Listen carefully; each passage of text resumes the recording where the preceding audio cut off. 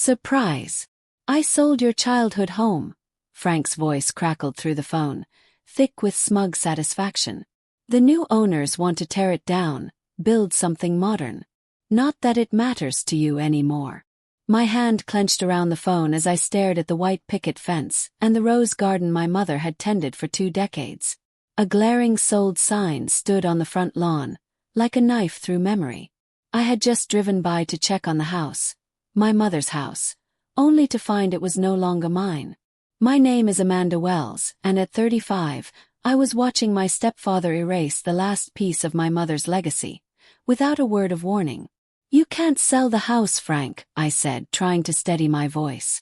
Mom left it to me in her will. His laugh was short and cruel. She might have meant to, sweetheart, but she forgot one little detail. She never changed the deed. Still in my name. Legally, I can do whatever I want. The roses were in bloom, glowing in the morning sun. I remembered pruning them with Mom every spring, her gloved hands guiding mine, her laughter bright. Now, Frank had sold them along with every other memory this home held. You know she wanted me to have this house, I pressed. She told you before she died. What your mother wanted doesn't matter, Frank replied coldly. She's gone, and I'm done clinging to this place just because you can't let go. Besides, you're a big-shot lawyer in Boston. You don't need a house in suburban Connecticut. What Frank didn't know was that I'd been quietly preparing for this day. My mother hadn't just told me her wishes. She'd left me a plan. How much did you sell it for? I asked, my tone light. $750, he said proudly. More than your mom ever paid. Honestly, I did you a favor. I smiled, even though he couldn't see it. That's interesting, Frank. Really interesting. What's that supposed to mean? His confidence wavered. Just that the house was recently appraised for $1.2 million. You sold it for almost half its value. Didn't even get it appraised, did you? Silence. Then a defensive bark. You're lying. The market's down. Actually, it's booming. But hey, it's your house to undersell, right?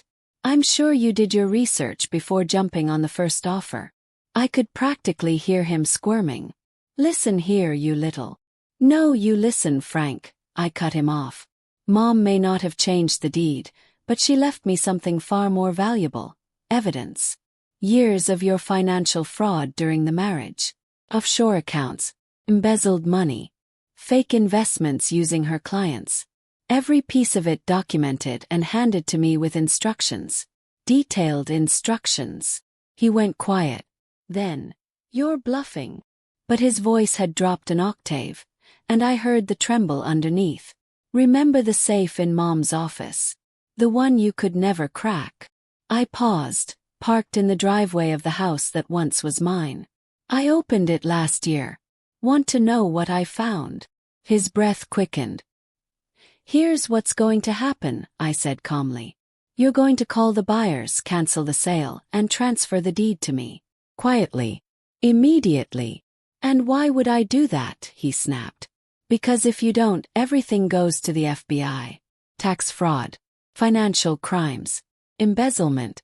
I wonder how many years they'll tack on for that. You wouldn't dare, he whispered.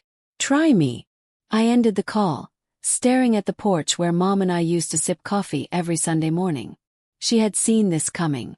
She'd prepared me, even in death. I won't let him take your home, Mom, I whispered, fingers brushing the locket she gave me. I promise. The next 24 hours were chaos. Frank tried every dirty trick. Calls, threats, guilt trips. Your mother would be ashamed of you, he snarled in a voicemail. Blackmailing your own family. Family. Frank never treated me like family. To him, I was an unwanted reminder of my mother's first life. Then came a text from Diana, my best friend, and conveniently a top-tier real estate attorney. Diana. Just got off the phone with Frank's lawyer. They're scrambling. Smiled. Diana had been helping me build this case for a year, quietly gathering evidence while Frank remained blissfully unaware. That afternoon the doorbell rang. Mrs. Henderson, our longtime neighbor, stood on the porch with a manila envelope. Amanda dear, she said, stepping inside. I've been holding this since your mother passed. We sat at the kitchen table, Mom's table, where she and I had shared so many meals. Mrs. Henderson laid out papers, forged checks, fake bank statements, emails about shady investments. But what stopped me cold was a handwritten letter. My dearest Amanda, it began. If you're reading this, Frank finally showed his true colors.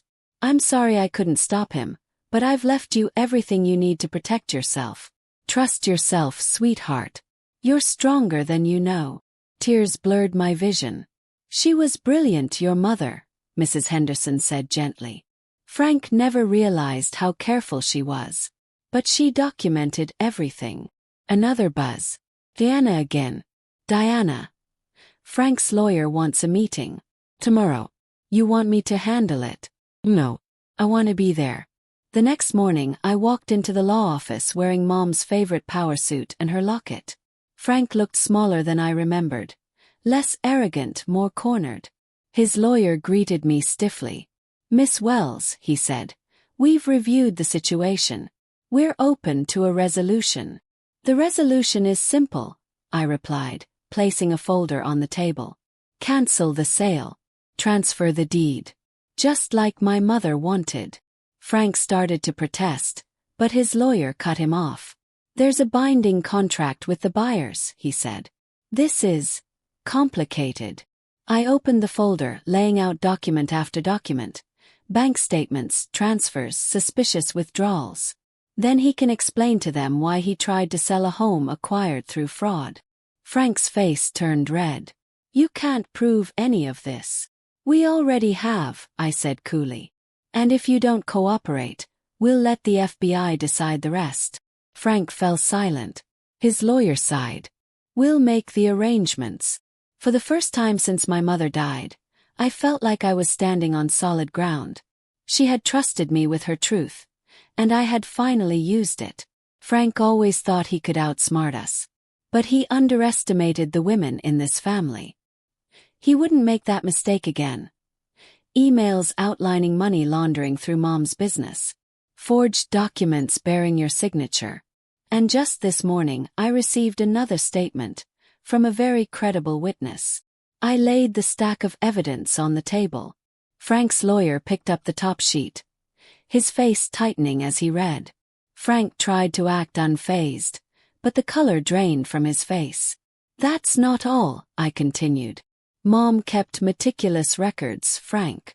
She knew every time you siphoned money, every time you used her company to cover up your schemes. She couldn't stop you while she was sick, so she made sure I could. Frank's lawyer leaned in and whispered urgently. Frank blinked hard, then looked at me. What do you want? He asked, his voice tight. I've already told you, I said calmly. Cancel the sale. Transfer the deed to me. Then walk away and stay away for good. And if I do that, what happens to those documents? I smiled, steady and sure, just like Mom taught me. They stay safe. In touch. Think of them as my insurance policy. But if you ever try to take anything else from me or challenge the inheritance, everything goes straight to the authorities. That was Mom's plan. The lawyer cleared his throat. Miss Wells, would you mind giving us a moment with our client? I stood smoothing my skirt. Take all the time you need. But the 48-hour deadline still stands. As I walked out of the room, I heard Frank's angry whispers and the lawyer's urgent responses. I reached for my mother's locket around my neck, holding it tight. You were right, Mom, I whispered. The best defense is being ready for the worst. Diana waited outside. She gave me a nod, the calm, confident look of someone who knew we had won. He'll fold, she said. He's got too much to lose. 2 days later, I stood in my mother's garden as Frank's lawyer quietly handed me the final documents. The sale was cancelled. The deed was officially mine. Frank had signed a legal agreement to never contest ownership again. Everything's in order, Diana confirmed, scanning the paperwork one last time. The house is yours, Amanda. I knelt beside the rose bushes, gently brushing a blooming petal. My mother used to say gardens were like life, full of beauty but needing patience, care, and a few thorns for protection. Of course, Frank didn't go quietly. He told anyone who would listen that he'd honored my mother's wishes, as if it had been his idea. But people weren't buying it. Rumors about his shady business dealings were already starting to circulate. That evening, Aunt Susan called as I was settling into the old kitchen. "I always knew Frank was trouble," she said. "The way he treated you after your mom got sick. I should have spoken up." "It's okay," I said, running my hand along the countertop. "Mom protected me in her own way." "She certainly did," Aunt Susan chuckled. "You should have seen Frank's face at the country club. Someone asked about the house. He practically sprinted out. People are starting to talk." I smiled, thinking of the USB drive still hidden in the safe. He might have escaped legal charges for now, but his spotless reputation. Over the next few weeks, I took time off work in Boston to restore the house. Each room whispered memories of my mother. But instead of sadness, I felt her presence, quiet, steady, guiding me. Mrs. Henderson, our longtime neighbor, brought over casseroles and old stories. One evening we sat on the porch as the sun dipped low. "She knew Frank would try this one day," she said. "That's why she started gathering evidence years ago. She wanted you to have everything you'd need to fight back." "I just wish she'd seen it happen," I admitted.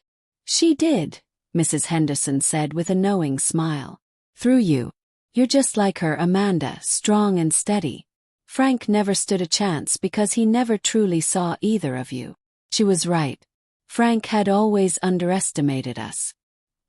He saw Mom as a businesswoman he could manipulate and me as the naive stepdaughter he could shove aside.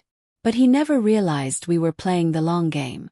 The final chapter came in the form of a letter from his lawyer.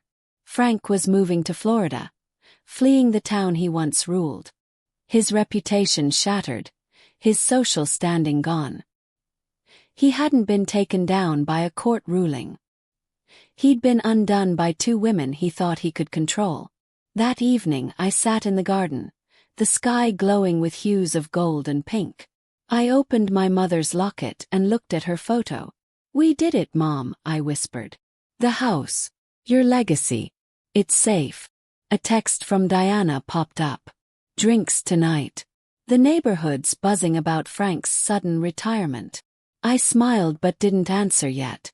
Instead, I sat a little longer among the roses she planted, breathing in the peace she left behind. This house wasn't just a home. It was a living reminder of my mother's love, her brilliance, and her quiet resilience. She taught me that real strength isn't always loud or dramatic. Sometimes it's in the patience to wait, the wisdom to plan, and the courage to stand firm when it matters most. Frank thought he was selling a house. But in doing so, he exposed everything my mother knew, and everything he'd tried to hide. He lost his power. I kept her legacy. And her roses. They'll bloom for generations.